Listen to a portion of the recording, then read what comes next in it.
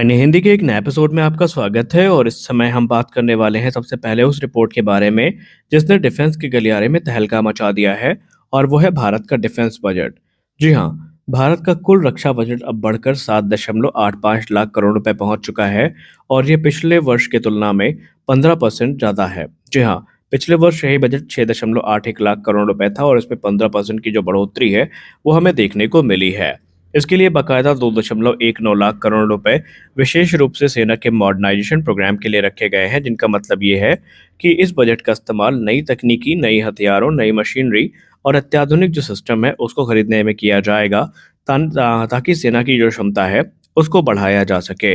इसके अलावा तकरीबन 63,000 करोड़ रुपए विशेष तौर पर हवाई जहाज और जो इंजन के लिए हैं वो आवंटित किए गए हैं, यानी एरो इंजन के साथ साथ जो फाइटर जेट है उनके लिए 63,000 करोड़ रुपए आवंटित किए गए हैं। इसके अलावा 25,023 करोड़ रुपए भारतीय नौसेना के बेड़े के लिए दिए गए हैं, जहां पर उनके वॉरशिप और सबमरीन प्रोग्राम्स को आगे बढ़ाया जाएगा। बाकी का बजट जो कि तकरीबन 5.5 लाख करोड़ रुपए है, ये सैनिकों की सैलरी, रोजमर्रा के खर्चे और पेंशन इत्यादि पर खर्च होगा। रक्षा मंत्रालय का ये बजट सभी केंद्रीय मंत्रालयों से सबसे बड़ा है और देश की सुरक्षा को काफी जोर देता है। इसका मतलब ये है कि भारत अपनी सेना को आधुनिक बनाने की दिशा में बड़ा कदम उठा रहा है। नए फाइटर जेट, पनडुब्बियां, ड्रोन, मिसाइल सिस्टम और बाकी अत्याधुनिक हथियार आने वाले भविष्य में भारत को काफ़ी पावरफुल बनाएंगे और एक सुरक्षित स्थिति में लेकर जाएंगे।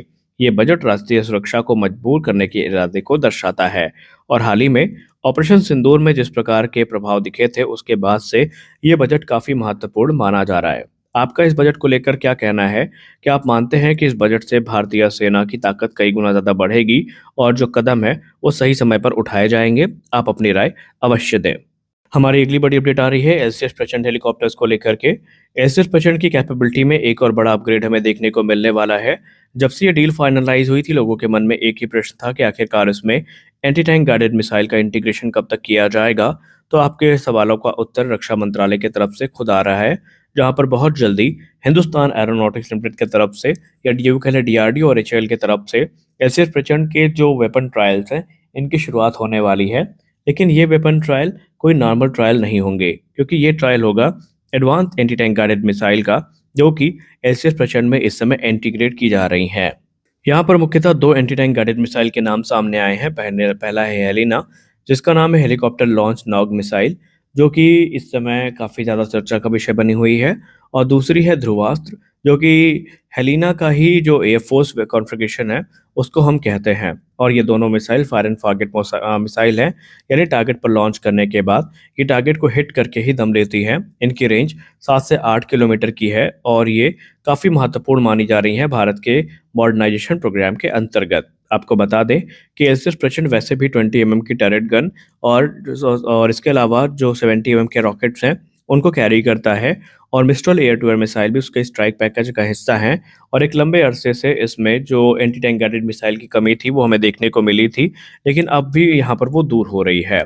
ये इकलौता शायद दुनिया का हेलीकॉप्टर है जो 5,000 मीटर के ऊपर भी ऊंचाई पर फुल वेपन पैकेज के साथ ऑपरेट कर सकता है और ये कैपेबिलिटी दुनिया के बहुत कम हेलीकॉप्टर्स में हमें देखने को मिलती है। और यही कारण है कि भारतीय वायुसेना हो या भारतीय थल सेना हो, दोनों इसकी तारीफ करते नहीं थकती हैं। अब देखना यह है कि ये ट्रायल कब तक शुरू किए जाते हैं। भविष्य में एलसीएस प्रचंड में हमें लोइटरिंग म्यूनिशन का जो इंटीग्रेशन है वो भी देखने को मिल सकता है, जो कि इसकी कैपेबिलिटी को फर्दर इन्हांस करेंगे। आप इसको लेकर क्या सोचते हैं? हमें अवश्य बताएं कि आप मानते हैं कि ये वाकई एक बड़ा कैपेबिलिटी अपग्रेड होगा। हमारी अगली बड़ी अपडेट आ रही है quick reaction surface to air missile system programme को लेकर। क्यूआर सैम को लेकर बीईएल और रक्षा मंत्रालय के बीच में एक बड़ा समझौता होने वाला है। आइए जानते हैं पूरा मामला क्या है। देखिए, quick reaction surface to air missile system, जो कि एक तेजी से प्रतिक्रिया देने वाली, सतह से वायु में हमला करने वाली मिसाइल प्रणाली है और ये मुख्यतः भारत में डीआरडीओ की तरफ से विकसित करी गई है। और ये मुख्यतः सेना को विमान, हेलीकॉप्टर, ड्रोन व अन्य हवाई खतरों से बचाती है। और इसी को लेकर के भारत इलेक्ट्रॉनिक्स लिमिटेड और रक्षा मंत्रालय के बीच में एक डील होने वाली है, यानी कि रिपोर्ट सामने आई है जहां पर क्यूआर सैम प्रोग्राम अब अपने कॉन्ट्रैक्ट के अंतिम चरण में है और भारत का रक्षा मंत्रालय एक जल्द ही भारत इलेक्ट्रॉनिक्स लिमिटेड के साथ डील को फाइनलाइज करेगा, जिसको लेकर वो बातचीत कर रहा है। इसका मतलब ये है कि जो पूर्व की योजनाएं अब कागज से बाहर निकलकर आधिकारिक आदेश बनने वाली है। डील का आकार काफी बड़ा होगा। अनुमान है कि यह तकरीबन 25,000 से लेकर 30,000 करोड़ रुपए का एक रक्षा अनुबंध होगा और यह राष्ट्र आमतौर पर कई क्यूआर सैम जो रेजिमेंट हैं जो कि विभिन्न इकाइयों के निर्माण के लिए ये डील होगी, आपूर्ति के लिए उसका ये समर्थन करेंगी। भारत इलेक्ट्रॉनिक्स के लिमिटेड की भूमिका यहाँ पर काफ़ी महत्वपूर्ण होने वाली है, क्योंकि भारत इलेक्ट्रॉनिक्स लिमिटेड इस अनुबंध में मुख्य इंटीग्रेटर यानी सिस्टम इंटीग्रेटर की भूमिका निभाने वाली है, यानी पूरे सिस्टम को जोड़कर सेना तक पहुंचाने की जिम्मेदारी इनकी ही होगी, जबकि मिसाइलों का उत्पादन आमतौर पर भारत डायनेमिक्स लिमिटेड यानी बीडीएल की तरफ से किया जाएगा, जबकि बीईएल इलेक्ट्रॉनिक्स और रडार दूसरा काम संभालेगी। कुल मिलाकर हम ये कह सकते हैं कि भारत की रक्षा क्षमताओं को बढ़ाने के लिए ये कदम काफ़ी बहुत महत्वपूर्ण माना जा रहा है, क्योंकि क्यूआर सैम को लेकर हम लोग पहले से जानते हैं कि भारतीय सेना इनका बेसब्री से इंतजार कर रही है। हाल ही में हमें आकाश सैम और दूसरे surface to air missile system को लेकर अपडेट्स देखने को मिली, लेकिन क्यूआर सैम उसमें मिसिंग था और अब यहाँ पर एक बड़ी अपडेट आ चुकी है। हमारी अगली और अंतिम अपडेट आ रही है प्रोजेक्ट 75 आई प्रोग्राम को लेकर के।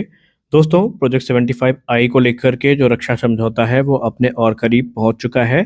दरअसल आपको बता दें कि प्रोजेक्ट 75 आई डील एक रक्षा समझौता ऐसा है जहां पर भारत जर्मनी के साथ मिलकर के 6 अत्याधुनिक पनडुब्बियों का निर्माण करने वाला है और डील की जो अनुमानित लागत है वो 8 अरब डॉलर्स की है, यानी तकरीबन 70,000 से लेकर 72,000 करोड़ रुपए। इससे भारतीय नौसेना के सबसे बड़े सबमरीन सौदों में से एक माना जा रहा है। अब इन पनडुब्बियों की खासियत ये होगी कि ये एयर इंडिपेंडेंट propulsion सिस्टम से इक्विप होंगी, जहां पर ये सप्ताहों तक पानी के नीचे रह सकती हैं बिना सतह पर आए और इससे दुश्मन के लिए इनका पता लगाना काफ़ी मुश्किल हो जाएगा।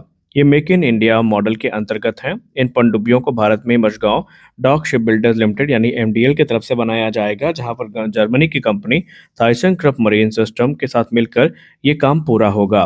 इस समझौते में टेक्नोलॉजी ट्रांसफर को भी शामिल किया गया है, जिसमें भारत को निर्माण और तकनीकी सीखने में सहायता मिलेगी और ये डील मार्च तक साइन हो जाएगी, इसकी पूरी उम्मीद है और रिपोर्ट्स में भी अब यही बातें कही गई हैं। इससे भारतीय नौसेना की जो शक्ति है उसको काफ़ी ज़्यादा मजबूती मिलेगी, क्योंकि भारत की मौजूदा जो पारंपरिक पनडुब्बी लाइफ है वो कम होती जा रही है और भविष्य में ज़रूरत इनकी बढ़ेगी और इसीलिए प्रोजेक्ट 75 आई को काफ़ी महत्वपूर्ण माना जा रहा है। कुल मिलाकर के हम ये कह सकते हैं कि एक लंबे समय तक हर्डल्स को फेस करने के बाद ये डील अब अपने अंतिम चरण में है। डील मार्च 2026 तक साइन होने की उम्मीद है, क्योंकि इसमें बातचीत अब अंतिम चरण में ही चल रही है और दोनों देशों के बीच समझौते के लिए जो समय सीमा है वो लगभग तय हो चुकी है और इन पनडुब्बियों की डिलीवरी 2032 से 33 के आसपास शुरू होगी। भारत को यहाँ पर अधिक समय तक पानी के अंदर रह पाने वाली पनडुब्बियां मिलने वाली हैं और इन्हें जो एडवांस वेपन सिस्टम है उनसे भी इक्विप किया जाएगा, ताकि ये भविष्य में किसी प्रकार के थ्रेट को काउंटर कर सकें। इस वीडियो में बस इतना ही। मिलते हैं अगले वीडियो में कुछ और अपडेट्स के साथ, तब तक के लिए जय हिंद।